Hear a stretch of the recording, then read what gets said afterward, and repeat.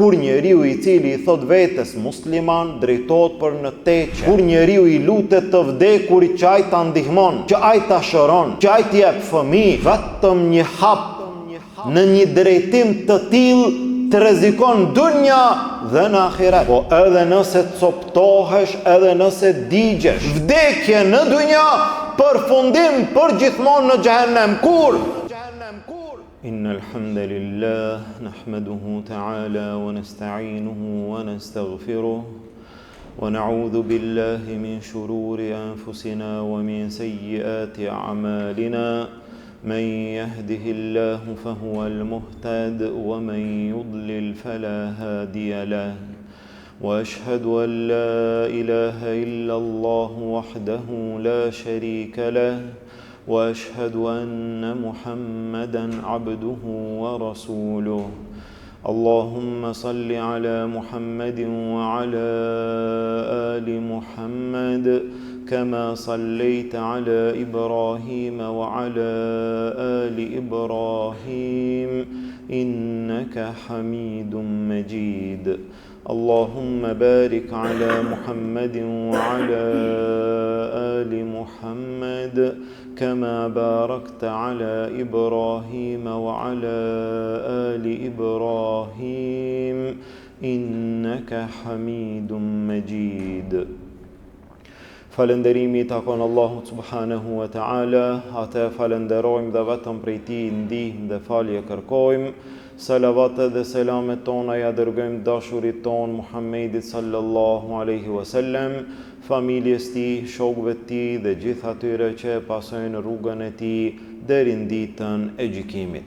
Vëllezër të nderuar, jemi së bashku në hijen e serialit i cili ka të bëjë me sjelljen tonë, me edukatën tonë, me mënyrën se si ne duhet të sillemi në jetën tonë.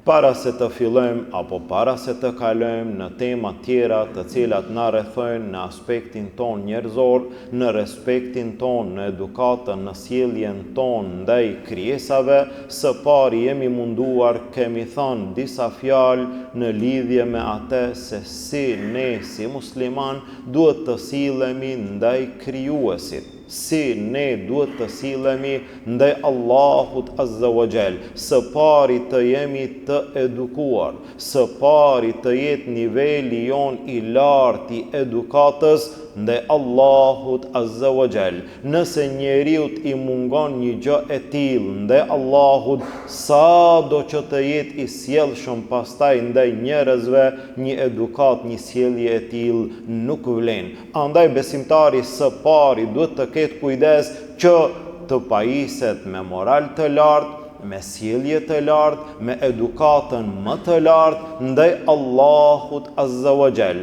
Atëherë, si duhet të sillemi ndaj Allahut? Ne jemi krijesa. Ne jemi robër të Allahut Azza wa Jall.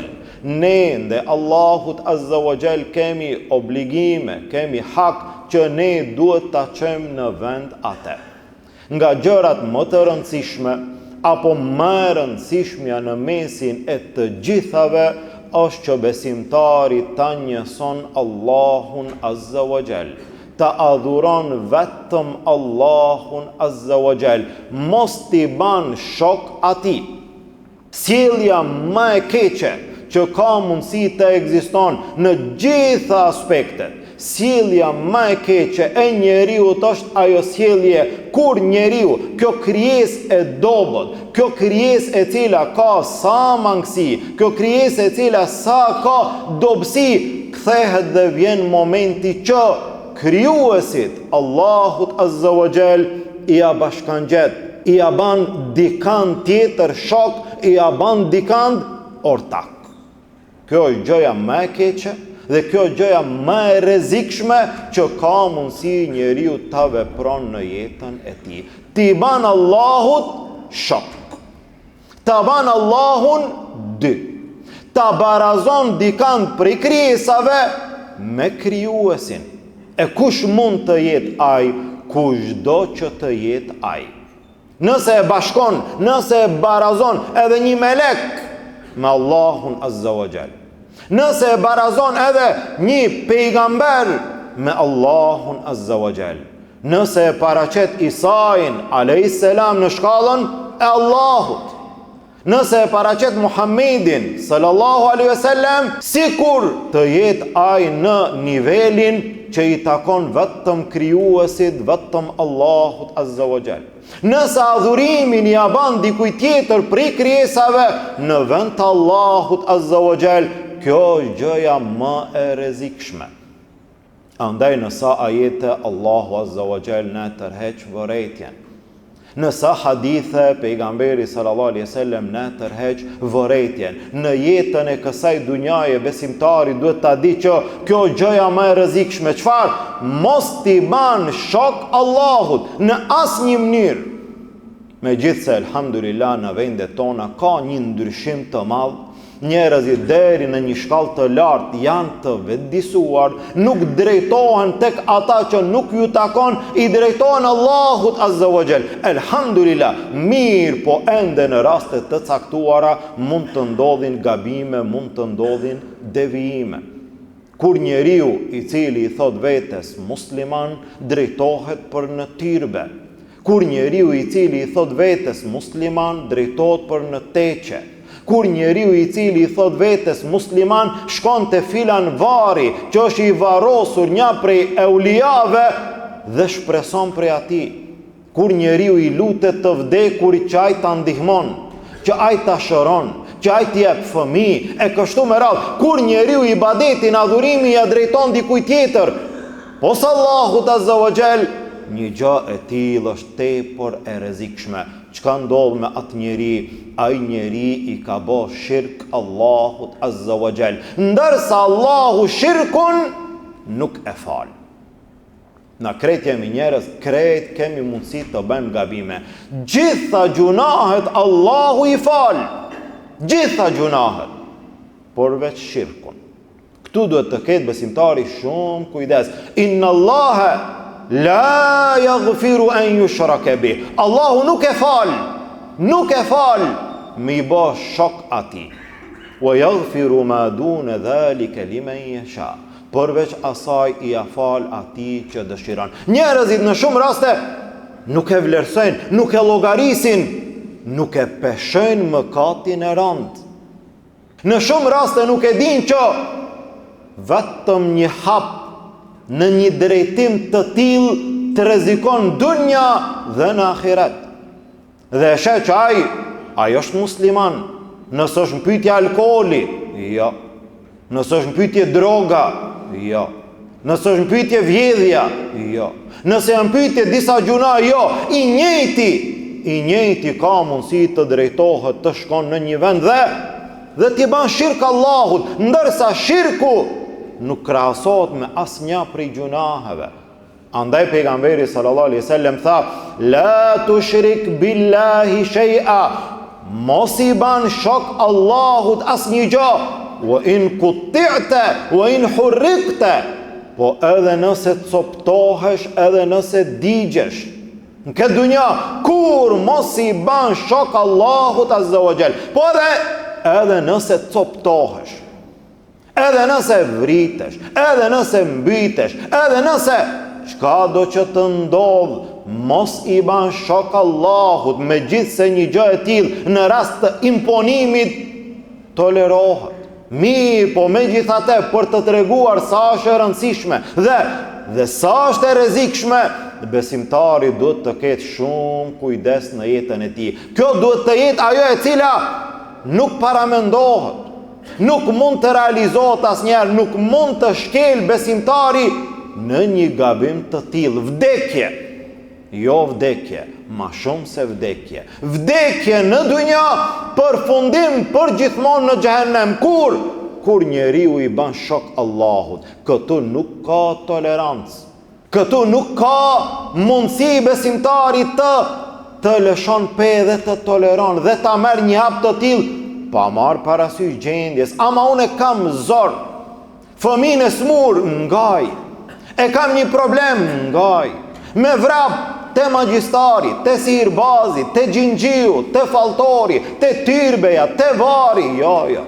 Këto nuk kanë të bëjnë me Islamin asgjë. Nuk kanë të bëjnë me besimtarin asgjë. Besimtari ka të bëjë direkt me Allahun azza wa jall. Lutë Allahun, shpreson Allahun, ki frikë Allahun, mbështetu në Allahun, e kështu me radhë, dhe jo të dikush tjetër pos Allahut azza wa jall. Andaj besimtari në çështjen e parë, thelbësore, kryesore, duhet ta njëson Allahun, duhet mos t'i ban shok atij asnjëherë. Kjo është gjëja e parë, kjo është gjëja thelbësore që duhet ta ketë besimtari në jetën e tij parasysh. Gjithashtu duhet të jetë besimtari falendërues.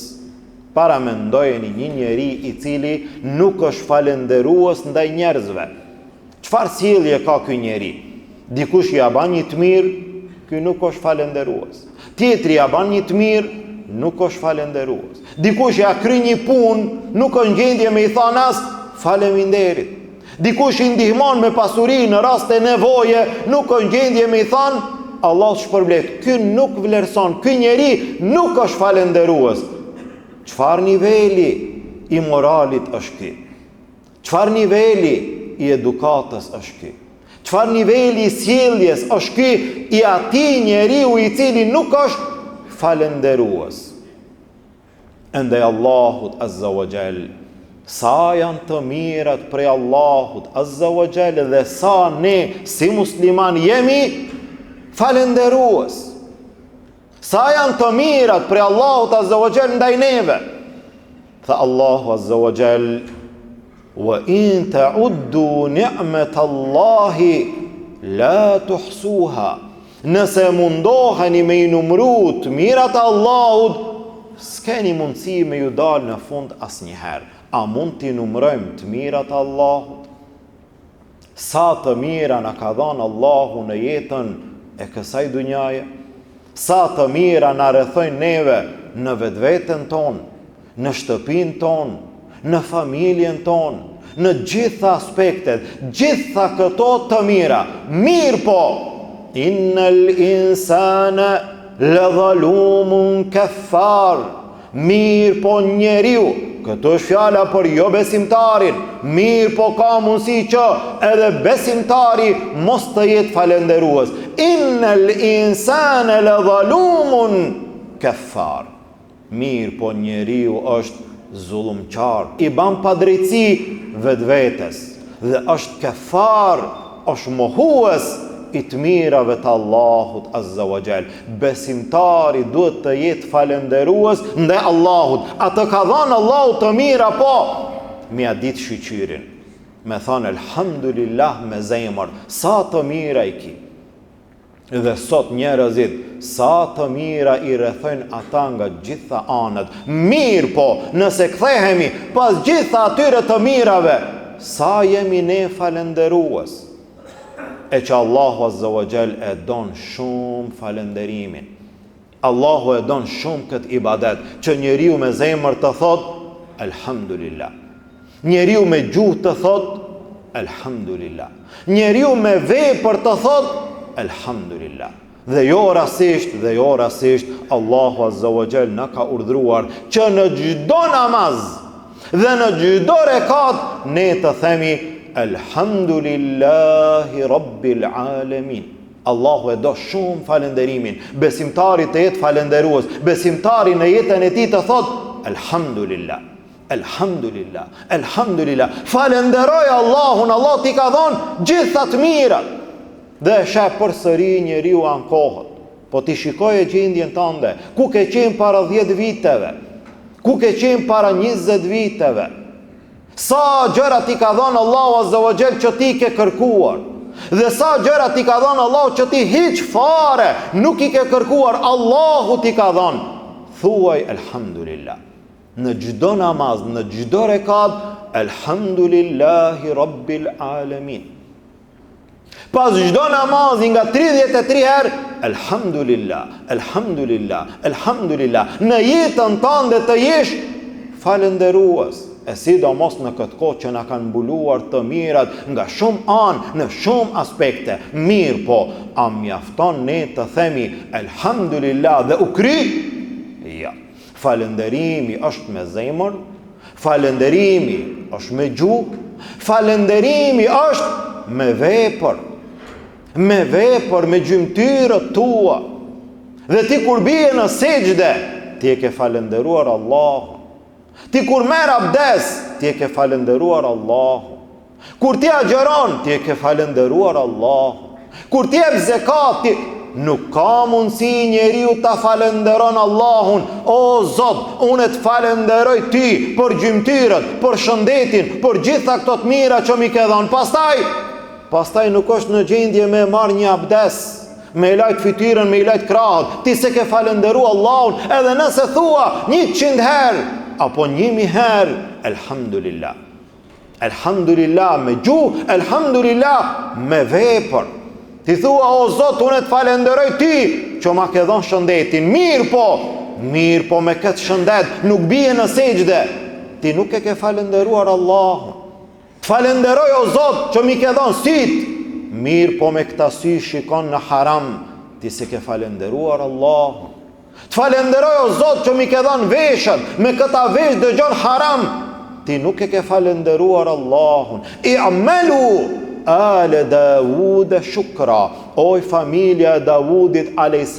Veproni falenderim. Veproni falenderim në vepër. Besimtari të jetë falenderuas në Allahut Azza wa Jall edhe me veprat e tij. E ai I cili është falenderuas ndaj Allahut Azza wa Jall, ai e ka arritur atë e cila kërkohet, ai e ka arritur shpërblimin tek Allahu Azza wa Jall. Andaj besimtari për të qenë I sjellshëm, I edukuar, I lartë në moralin, në karakterin e tij, para se të jetë ndaj krijesave, duhet të jetë ndaj krijuesit. Andaj ne duhet të mundohemi që të zbukurohemi me këtë moral, të jetojmë ashtu siç na takon neve si musliman, së pari të edukuar ndaj Allahut Azza wa Jall, pastaj ndaj pejgamberit sallallahu alaihi wasallam, e pastaj ndaj krijesave tjera. E lusim Allahun Azza wa Jall, Allahu të na ban prej atyre që mundohemi dhe ecim hap pas hapi në rrugën e shëmbëltyrës më të mirë Muhammedit sallallahu alaihi wasallam. Allahu Azza wa Jall të na takon me të dhe me pejgamberët tjerë dhe me muslimanët e mirë në ditën e gjykimit në xhennetin e tij. Amin. Walhamdulillahi rabbil alamin. Wa subhanaka Allahumma bihamdik ashhadu an la ilaha illa أنت أستغفرك وأتوب إليك.